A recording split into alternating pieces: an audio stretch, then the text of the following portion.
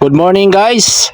So ngayong araw mga idol, andito po tayo ngayon sa may Uni Oil gas station dito sa Bypass, Balagtas mga idol.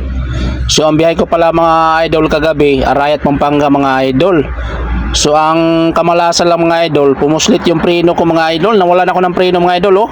Tagas yung fluid ko mga idol, ang lakas mga idol oh.